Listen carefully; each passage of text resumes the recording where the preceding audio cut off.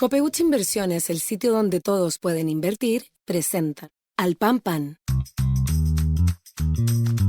En el Mostrador Podcast, debate y conversación para comenzar tu mañana. Al Pan Pan, con Mirna Schindler. Entrevistas con los actores de hoy. El Mostrador, el poder de la independencia.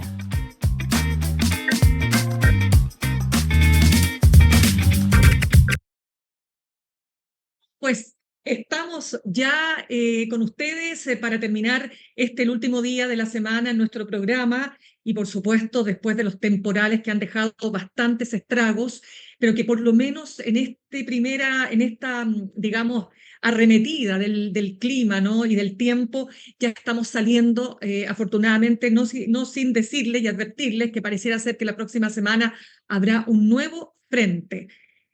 Pero queremos concentrarnos en el programa de hoy en uno de los temas que ha marcado la semana y que dice relación con los chats que reveló varios reportajes del medio periodístico Ciper Chile entre el entonces ministro, quiero decir, de Defensa Mario Desbordes y el juez de la Corte de Apelaciones, el entonces juez de la Corte de Apelaciones, Juan Antonio Poblete, quien hoy está en prisión preventiva por una investigación que hay en su contra por haber ordenado escuchas telefónicas que se señalan ilegales contra varias personas, entre ellas el periodista Mauricio Weibel, que investigaba la corrupción en el ejército en el marco del caso Milico Gate.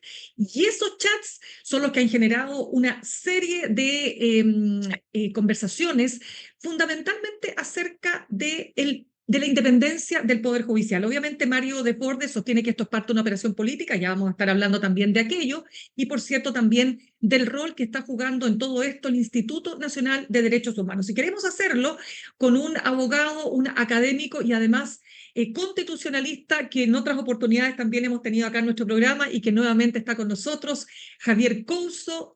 ¿Cómo estás tú? Muchas gracias por estar con nosotros y entiendo además que ya volviste de tu estadía en Estados Unidos. Sí, un gusto estar acá, Mirna, con usted y con... Te agradezco muchísimo y precisamente por tus conocimientos quiero partir preguntándote lo siguiente. ¿Cuál es tu primera reflexión sobre lo que nos muestran estos chats? A ver, estos chats son, por supuesto, preocupantes, pero es bueno poner las cosas en contexto. En Chile solemos ignorar que la independencia judicial es medida todos los años por el World Justice Project. Es como un índice de Estado de Derecho que básicamente rankea países de todo el mundo en relación a cuán efectivo es el Estado de Derecho. Chile es el tercer país de América Latina después de Uruguay y Costa Rica, que son los sospechosos habituales, por decirlo así. Son los países Uruguay y Costa Rica que han históricamente, junto con Chile, logrado tener un poder judicial razonablemente independiente. Ahora, ¿por qué es importante el poder judicial razonablemente independiente? Porque más allá de su rol como entidad que resuelve disputas entre privados, suele ser el árbitro de la política. En otras palabras, si el Poder Judicial está banderizado con el gobierno, las libertades públicas, particularmente de disidentes, de opositores, se ven en peligro, o de minorías. Entonces, la primera invitación es a tomar en cuenta que Chile ha logrado un acervo, algo que no es fácil obtener. Para dar un ejemplo, México rankea 114 entre 142 países, Chile está en el lugar 33. Muy cerca de Italia y la República Eslovaca. ¿Eso significa que hay que relajarse con la situación y ser complacientes? Por supuesto que no. Chile tiene que mantener esa independencia judicial, que en todo caso, además, no solo adolece de ataques, por decirlo así, desde fuera del Poder Judicial, sino que hay quejas por parte de jueces inferiores respecto de la independencia que tienen respecto de jueces superiores. Esto se discutió en los dos procesos constituyentes fracasados que ha vivido el país, en que se buscó mejorar la forma en que se designaban a los jueces. Dicho esto, el trabajo de CIPER es el trabajo que tiene que hacer el periodismo, digamos. Chile ha mantenido esa independencia judicial porque hay periodismo de investigación que levanta alertas. Así que esa sería la primera reflexión respecto a Primero, esto es preocupante, hay que tener un ojo encima de esto permanentemente, porque el poder que ejerce, valga la redundancia, el Poder Judicial es muy importante en una sociedad. Y por lo tanto, hay intereses que les gustaría tener jueces cercanos en lugares importantes como las Cortes de Apelaciones o la Suprema. Claro, Javier, dicho lo anterior, me parece muy importante el punto que tú haces, pero evidentemente que esto te pone una tela de, o sea, pone en tela de juicio, por cierto, esa independencia, sobre todo cuando tú ves, por ejemplo, y voy a salir un rato de los chats, ya vamos a hablar de Mario Desbordes y de su defensa, ¿no? Y de sus acusaciones, además, contra el mismo medio CIPER y contra la fiscal Chong. Pero una de las cosas que a uno le salta y que de verdad es muy grave es que precisamente María Teresa Letelier, actual Suprema, que llega a la Suprema aparentemente por estas gestiones que hace su amigo el juez Juan Antonio Poblete con Mario Desbordes, aparentemente digo porque a lo mejor no fue lo único que influyó evidentemente para que llegara a ser ministra de la Corte Suprema, cuando le toca votar para levantar la prisión preventiva hace un año, él está hoy en prisión preventiva, pero se estaba evaluando la primera prisión preventiva, ella vota a favor de levantar la medida en lugar de inhibirse. Y eso es gravísimo. ¿Cómo ves esa situación? Bueno, es justamente aquellas cuestiones que nos han hecho bajar del lugar 25, 26 al lugar 23 en este índice que estaba planteando, que por supuesto tiene imperfecciones, pero que es una buena medida de cómo el país o avanza o retrocede en materia de Estado de Derecho. Es serio, por supuesto. La pregunta es si es sistémico, endémico. Si todo el Poder Judicial se encuentra en esta situación. Recordemos que en Chile, después de la dictadura militar, hubo cerca de 4 acusaciones constitucionales, entiendo que 3 de ellas fueron exitosas, respecto de ministros de la Corte Suprema.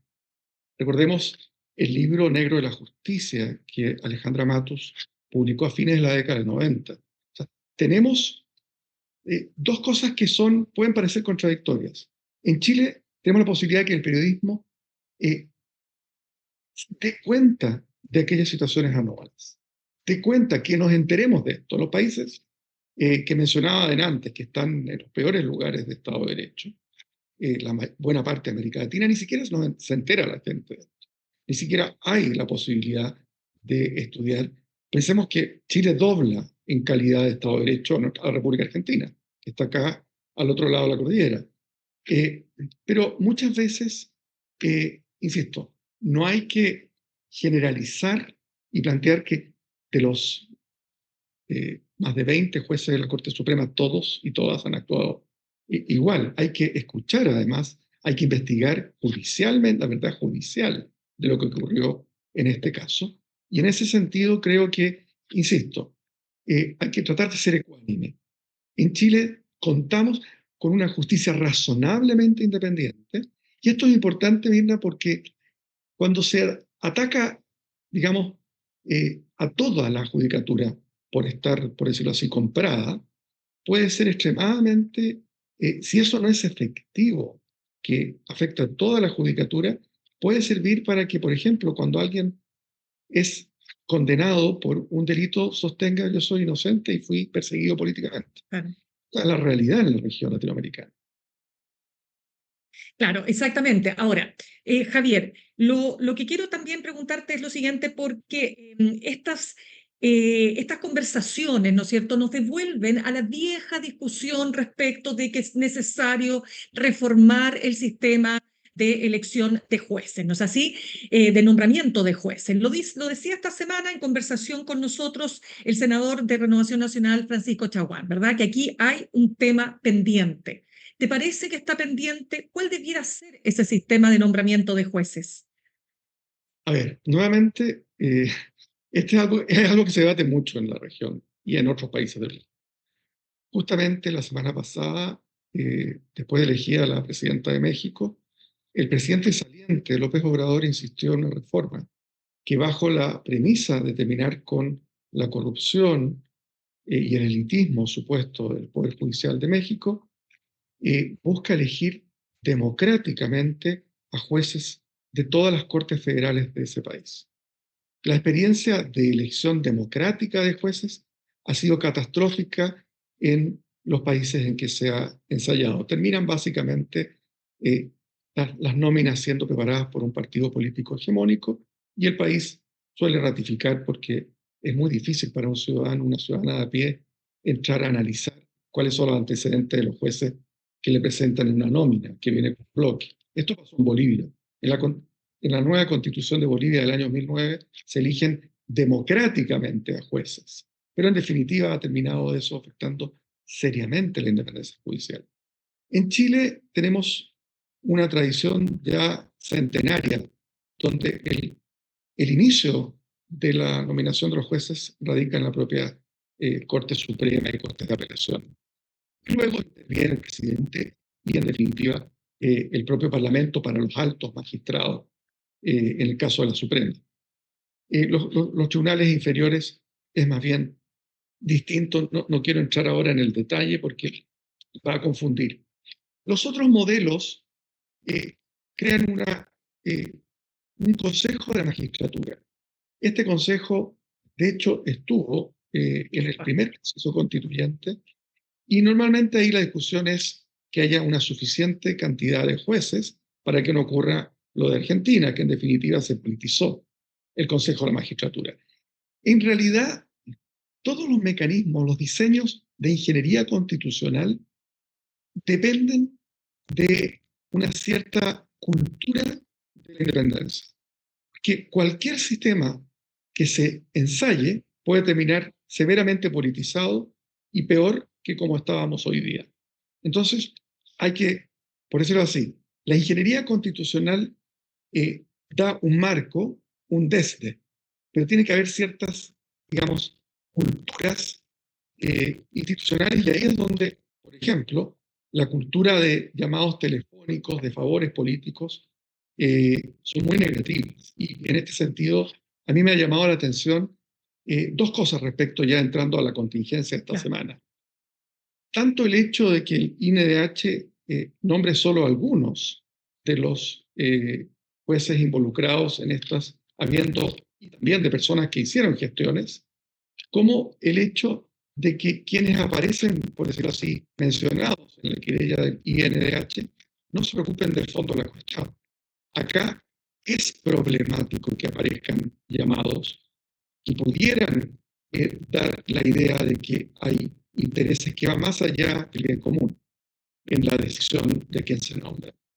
Y en este sentido creo que como país estamos a tiempo de rectificar, porque esa reforma que plantea Chaguán es difícil de hacerla sin una reforma constitucional consensuada. Y en el país no he visto mucho ambiente de reformas constitucionales, ni siquiera para restablecer las bases del segundo proyecto constituyente, que fueron ampliamente consensuadas desde el Partido Comunista hasta republicanos, recordarás la comisión experta.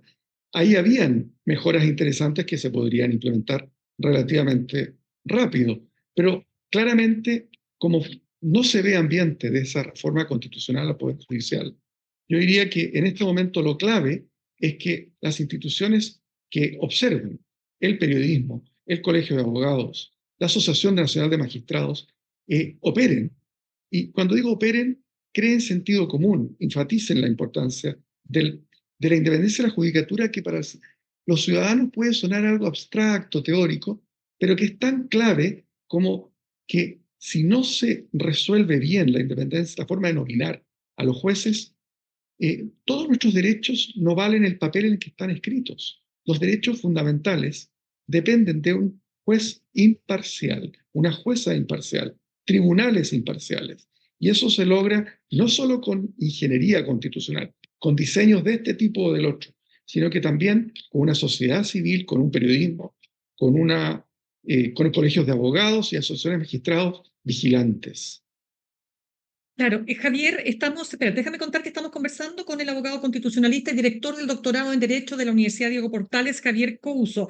Javier, tomando en cuenta todo lo que tú señalas y haciendo este análisis necesario del contexto, ¿no es cierto?, respecto de en qué posición estamos a nivel, por ejemplo, de la región, en América Latina, también comparado con otros países, ¿no? Eso es súper importante. Pero lo que quiero preguntarte también es lo siguiente, porque en estos chats, por supuesto, Mario Desbordes dice aquí no hay nada ilegal, ¿no? Claramente. Ahora, claro, cuando uno ve el tono de los chats, o sea, te choca. Te choca esto de que, oye, es de centro derecha, qué bueno, apoyémosla entonces. Ahora, para ser súper justos, Javier, y tú lo sabes mejor que yo, esto no es solo un tema de Mario Desbordes con este juez, esto es un tema que es mucho más transversal y que pasa en todos en los ámbitos políticos, porque ese es parte del sistema de nombramiento de jueces, pues, que tienes que empezar a juntar padrinos, contactos, hablar con el gobierno de turno, con el determinado, no sé, en este caso, se acaba de publicar, quiero dejarlo claro, en CIPER Chile, que él no era ministro de Defensa cuando se producen estas conversaciones. Pero en definitiva un político, ¿no? Que tiene injerencia, ¿no? En el gobierno de turno, en ese momento el gobierno del presidente Sebastián Piñera. Ese punto, esa forma de ese besamanos que se ha hablado tanto, ¿qué es lo que tiene que terminar de ocurrir ahí? A ver, hay un jurista español que planteaba el deber de ingratitud de los jueces. ¿A qué se refería Andrés Perfecto Ibáñez, es este jurista? Se refería al deber de ingratitud porque en todos los países del mundo el sistema político interviene en el nombramiento de altos magistrados de manera abierta. Estoy pensando en los Estados Unidos, donde el Senado es extraordinariamente cándido respecto de que, bueno, queremos un juez conservador, dicen, o un juez liberal. Son muy directos los senadores que tienen que ratificar las propuestas del presidente de la República en el caso de Estados Unidos. En España ha habido consejos de la magistratura y también han entrado en crisis. ¿A qué se refería entonces el jurista Andrés Perfecto Ibáñez con el deber de ingratitud de los jueces? Que si bien siempre va a haber algún tipo de influencia, porque si participa el Parlamento como una de las instancias, de las tres, ojo, no es que el Parlamento nomine por sí y ante sí a los jueces de la Corte Suprema. Esto es después de que el propio Poder Judicial le presenta una quina, que el presidente elige a una persona y ahí viene. O sea, no es algo así como que, por decirlo así, evidente que un solo sector controla todo. Es quizá imposible de erradicar una cierta influencia de intereses que van más allá del bien común para tratar de que se imponga una candidata a un candidato. La pregunta es si luego ese juez se siente totalmente vinculado o si es capaz de recusarse ante situaciones en que pudieran verse involucrada la imparcialidad. Esto es un tema de una enorme cultura judicial. Tenemos una cultura judicial donde hay una dignidad propia de las y los jueces en que, sin importar quiénes intervinieron en su nombramiento, una vez que están en este cargo, que es hasta los 75 años, que les da cierta seguridad, por decirlo así, de que no siguen dependiendo de quienes intervinieron en su nominación, puedan, digamos, deberse a su trabajo. Yo creo que la percepción de los observadores de todo el mundo, que insisto, ranquean, es que ningún país tiene independencia perfecta, pero que si Chile logró estar entre los 35 países con una judicatura más independiente del planeta, de los 180 países que suelen medirse, a veces menos, es por algo, es porque hay una cierta tradición que puede perderse. Y por supuesto que cuando llamaba hasta la alerta, esto es grave. Y hay que evitar los formalismos, Milda. Que una persona no sea ministro de Justicia o Defensa en el momento exacto en que ocurrió este besamanos, no deja de tener influencia. Si es un político profesional, por supuesto que tiene influencia. Ahora, yo no le cargaría la mano a un solo político. Probablemente lo hacen todos los políticos. En ese sentido, creo que es tan negativa la querella que ha anunciado Desbordes contra el INDH como el hecho de que el descrito del INDH menciona con excesiva frecuencia solamente a un político, a Desbordes en este caso. Claro, es que quiero preguntarte ahí, porque ahí entramos en el tema del INDH, ¿no es así? Lo que dice Desbordes, bueno, Desbordes va más allá. Desbordes arremete contra el medio Ciber Chile, dice tener pruebas, razones, o que lo va a probar, que detrás de esto está la fiscal Chong, y, por supuesto, contra el Instituto Nacional de Derechos Humanos. Y ahí quiero entrar. ¿Se equivoca el Instituto Nacional de Derechos Humanos, a tu juicio, en presentar esta querella? El ministro de Justicia, Luis Cordero, decía: no logro entender todavía la justificación jurídica de esta querella. ¿Cómo lo ves? Yo creo que el ministro de Justicia tiene razón. Es un caso discutible, pero el mandato es una manera de cómo se interpretan distintos artículos, pero el hecho de que el artículo respectivo le dé legitimación al Instituto Nacional de Derechos Humanos para querellarse, básicamente por los delitos que uno esperaría, digamos, de mayor gravedad, de lesa humanidad, genocidio, etc. Y que específicamente le permita presentar recursos de amparo y de protección, no querellas, recursos de amparo y de protección. En otras situaciones, parece sugerir que no tiene legitimación para querellarse en estos casos. Y el hecho de que lo haya hecho antes, repetir 2 veces un error no transforma en un precedente el que lo haya hecho antes. Pero si no era obvio, lo que es complicado, creo yo, para el Instituto Nacional de Derechos Humanos es aparecer dividido ante algo. Si hay algo discutible jurídicamente, o por lo menos donde había alguna posibilidad de levantar una tesis jurídica que dijera que estaban habilitados para presentar la querella, el aparecer ante la opinión pública quebrados como instituto respecto de este tema, ciertamente hace más débil la posición del instituto. En otras palabras, si era un tema tan discutible para que un jurista, que no vamos a decir que es de derecha, el ministro de Justicia, Luis Cordero, diga que está equivocado del instituto, si además aparece quebrado el instituto, lo deja en una posición precaria respecto de esto. En otras palabras, me parece, y como para sintetizar la respuesta, creo que es un tema discutible, pero yo me inclino por la tesis del ministro de Justicia en esto. Creo que no correspondía querellarse, pero ciertamente el hecho de que haya al interior del instituto división al respecto deja en una situación compleja a un instituto que viene exhibiendo problemas de hace tiempo. Recordemos que con la salida del ex director Mico, entiendo que se evidenció que el instituto encargado de, digamos, promover, proteger y promocionar los derechos humanos en Chile aparezca quebrado en dos, no le hace bien a los derechos humanos en Chile, ni al instituto. Entonces, en ese sentido, me parece a mí, para finalizar este punto, creo que fue imprudente que, siendo debatible el tema, aparezcan quebrados respecto a este tema. O sea, en ese sentido, dirías tú, Javier, se confirmaría un poco lo que dice Desbordes, ¿no? Que aquí, bueno, esa es la opinión de Desbordes. Desbordes sostiene que aquí lo que hay es una operación política que Cosas distintas. está... No, Claro, yo ahí yo le pediría más humildad. A ver, yo entiendo que una persona moderada como Desbordes dentro de la derecha chilena que ha hecho un aporte en Chile a la política. Vivimos en la era de los extremos y Desbordes ha sido alguien que ha jugado un rol moderador en la derecha. Entonces, me parece que él debiera retornar a ese tipo, yo entiendo que esté herido, etcétera, pero él tiene que dar explicaciones, ¿no? Esto de que la mejor defensa es el ataque es una muy mala señal de Desbordes.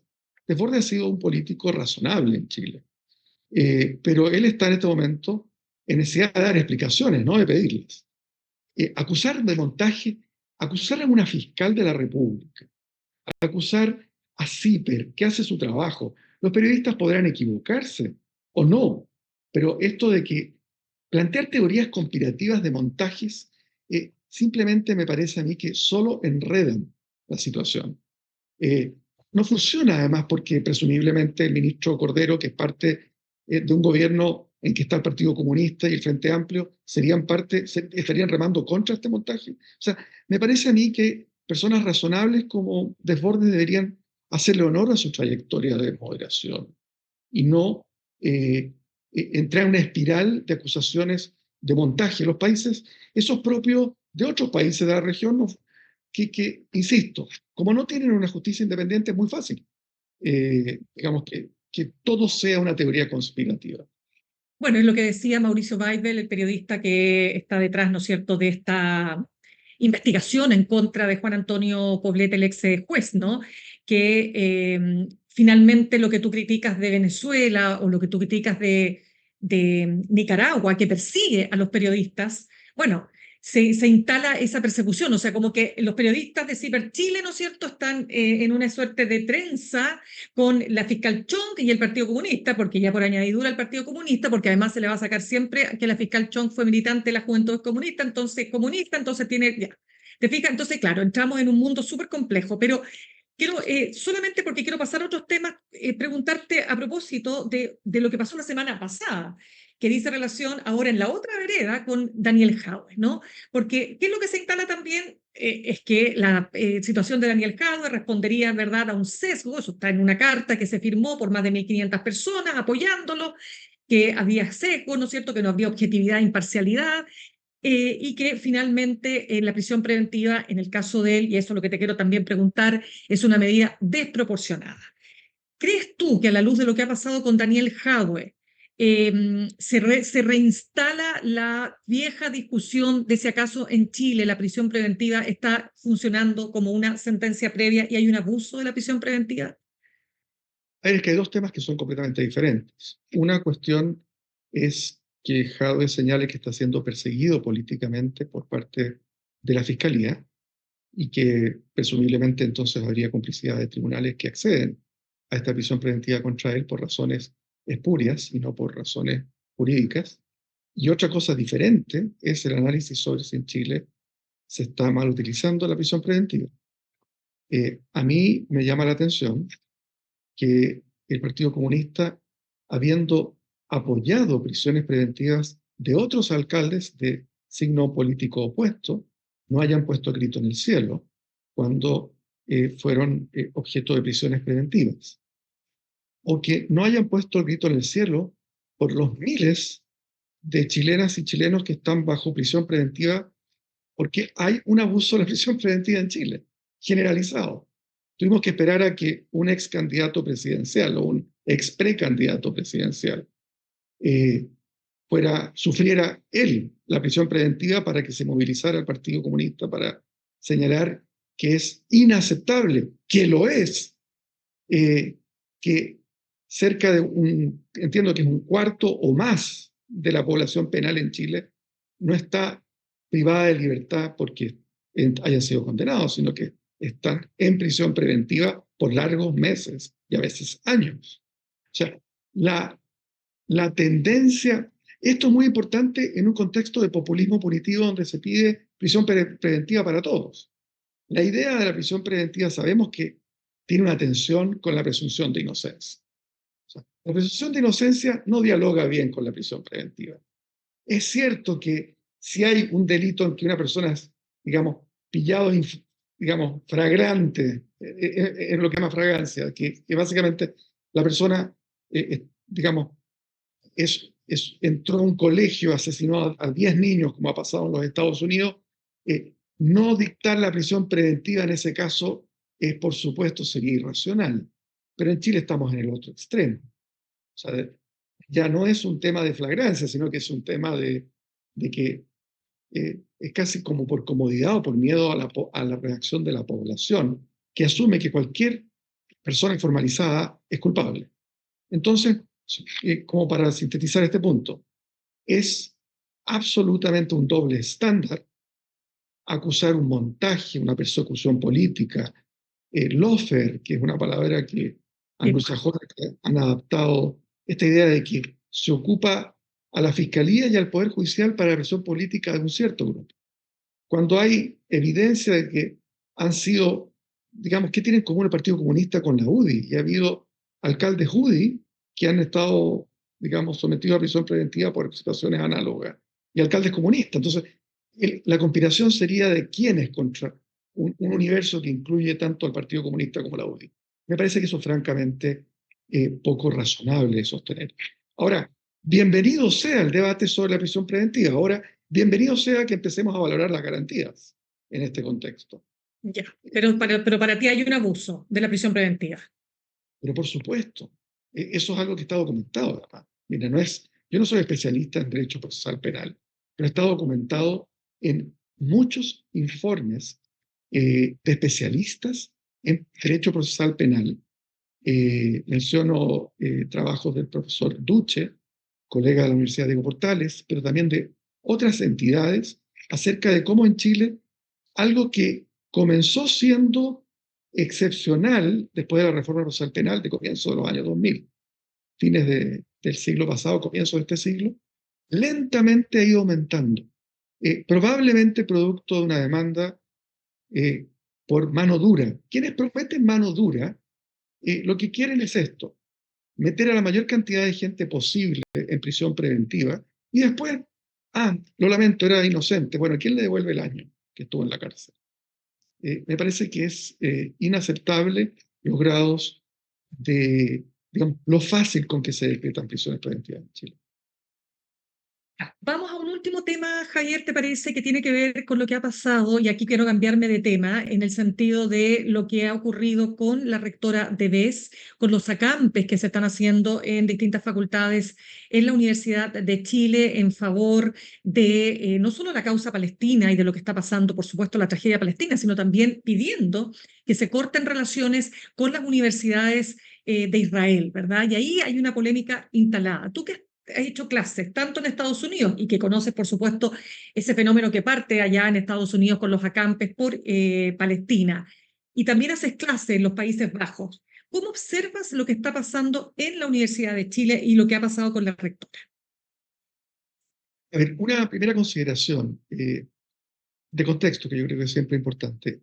En los Estados Unidos, la frustración de los estudiantes viene del hecho de que el gobierno de los Estados Unidos, de su propio país, fue clave en detener la acción internacional, la vía de vetar decisiones en el Consejo de Seguridad de las Naciones Unidas, y en un apoyo francamente irracional de la administración Biden hasta hace muy poco, de lo que fue la sobrereacción ante la criminal acción de Hamas el 7 de octubre pasado. O sea, el grado de impotencia, de frustración, de ira que genera entre la juventud en los campus universitarios contra su propio gobierno, que aparece como un cómplice directo por la vía digamos, del apoyo político y las armas que ha entregado al gobierno de Netanyahu. Y enfatizo lo de gobierno porque es muy rápido como en Chile y en otros países del mundo se pasa de que criticar a Netanyahu sería criticar al Estado de Israel, olvidándose que hay un 20% de árabes israelíes. Y por otra parte, eso sería ya un tercer paso, transformarlo a uno en antisemita. O sea, hago esta precisión. El gobierno de Netanyahu, en buena medida además, porque Netanyahu estaba preocupado más de su propia situación judicial por corrupción, en el caso de que cayera su gobierno, ha generado una irritación, una frustración, una impotencia de dimensiones que cuesta transmitir contra el gobierno de su país. En el caso chileno es una situación curiosa porque este debe ser uno de los estados que más ha apoyado a la dramática situación de la población gazatil, haciéndose parte o apoyando al gobierno de Sudáfrica en la Corte Internacional de Justicia y en general, digamos, por decirlo así, es difícil imaginar un gobierno que haya hecho más por la defensa de los derechos de los palestinos en Gaza que el gobierno de Chile, luego de lo que hizo Sudáfrica, digamos, que llevó el pandero. En ese contexto, uno se pregunta, bueno, está bien que los estudiantes manifiesten horror ante lo que está pasando en Gaza. Lo que es absolutamente incongruente con ello es el atacar, el caer en prácticas que son el tipo de prácticas que digamos, que gente como Netanyahu en su país ha hecho. O sea, esto de básicamente prácticas que son contrarias a la libertad de conciencia, por ejemplo. Prácticas que son contrarias a la libertad de expresión. La idea de de cancelar al que opina diferente. Ese es el tipo de cosas que a Netanyahu le gusta. Pensemos en la cantidad de periodistas palestinos que han sido detenidos por el gobierno de Israel, que es por cubrir noticias que no le gustan al gobierno. Entonces, a mí me parece que la reacción de los estudiantes cuando hay un gobierno que, como pocos en el mundo, ha solidarizado y ha levantado acciones jurídicas internacionales contra el gobierno de Netanyahu, me parece que cuesta entender el grado de exacerbación que tiene las acciones que han tomado. Sobre todo en el caso de la Universidad de Chile, con una rectora que también ha sido bastante clara en sus definiciones respecto a condenar los excesos del ejército de Israel en Gaza. Ahora, desde el punto de vista de cortar relaciones esto es una cuestión donde, nuevamente, vuelve a confundir a un gobierno y a un ejército liderado por un gobierno. El ejército tiene un deber de, digamos, obedecer a las instituciones civiles. Eso es un principio que todos reconocemos. Uh-huh. Con instituciones de la sociedad civil como las universidades. Las universidades reclaman una autonomía desde tiempos inmemoriales, desde que existe el concepto de universidad, no se asimilan a gobierno. Probablemente, además, si uno quisiera encontrar a judíos israelíes que viven, digamos, en este momento, la crisis ahí, probablemente si uno quisiera encontrar gente que fuera crítica a lo que está haciendo el gobierno, desde Netanyahu las encontraría en universidades. Es uno de los pocos lugares donde, junto con algunos medios de comunicación, etcétera, o organizaciones de la sociedad civil. Entonces, me parece a mí que es como aislar aún más a grupos que ya están intentando, digamos, poner grados de razonabilidad, de racionalidad, en una sociedad que está viviendo lo que percibe una amenaza existencial. El 7 de octubre, el atentado de Hamas tuvo el efecto natural, por otra parte, de que los judíos israelíes sintieran una amenaza existencial. Cuando hay amenazas existenciales, la gente deja, por decirlo así, las pasiones son las que priman por sobre las razones. Y las universidades israelíes probablemente son uno de los últimos bolsones de racionalidad junto con la prensa, los sectores de la prensa más sensatos. Y en ese sentido, cortar relaciones con las universidades me parece a mí que lo único que hace es aislar a sectores que probablemente requieren solidaridad. Estoy pensando en los palestinos israelíes, ciudadanos israelíes de origen árabe, que trabajan en universidades, o judíos israelíes que consideran que su gobierno está violando el derecho internacional.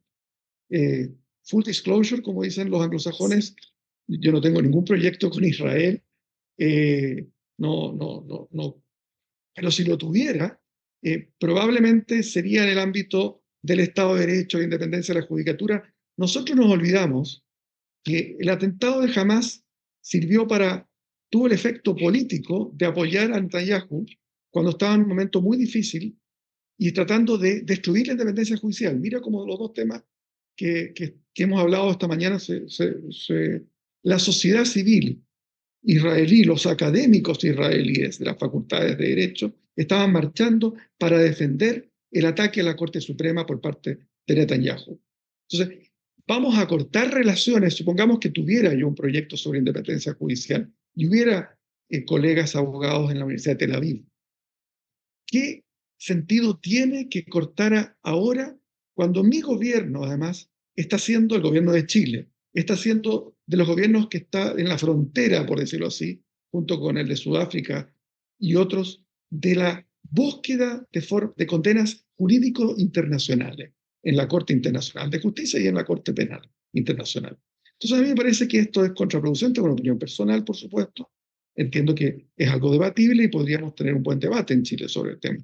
Pero como vemos acá, no hay mucho espacio para el debate. La idea es tomarse una facultad, una universidad, y dar por resuelto, por obvio el debate. Y tratar de ejercer bullying respecto de profesores que quieran ingresar por la vía de que les impriman una letra en las manos. Me parece a mí que todo esto, ese tipo de actuaciones no se diferencian demasiado de la que los más radicales, diría yo, que las personas más radicalmente irracionales en el apoyo a Netanyahu harían, que es hacer un bullying a quienes se oponen en Israel a lo que está haciendo su propio gobierno. Hay tanto tema, Javier, te quiero dar las gracias, ya se nos acabó el tiempo, pero de verdad, gracias por habernos compartido tus opiniones, ¿no? Respecto de asuntos que son tan importantes, sobre todo para el fortalecimiento de las democracias, ¿ah? Yo creo que todo lo que hemos hablado, ¿no? Tiene también mucho que ver con aquello. Gracias una vez más. Muchas gracias a ti, Mirna. Que estés muy bien. Cuídate mucho. Bueno. Vamos a saludar hasta ahora a nuestros auspiciadores. Ahorrar cotidianamente se puede y de forma organizada, rápida y online con Ahorrando, la nueva funcionalidad de tu app Copeuch, en donde puedes programar ahorros de manera fácil y entretenida, eligiendo tus propias reglas y metas. Haz que el ahorro sea parte de tu vida con Ahorrando de Copeuch. Más información en copeuch.cl. Nos vamos a ir al corte y al regreso vamos a estar conversando con el editor del newsletter Más Política del Mostrador. Todo lo que tienes que saber de lo ocurrido en la semana con Juan Diego Montalva. Ya volvemos. En instantes, una nueva entrevista en Al Pan Pan con Mirna Schindler por El Mostrador Podcast, el poder de la transparencia.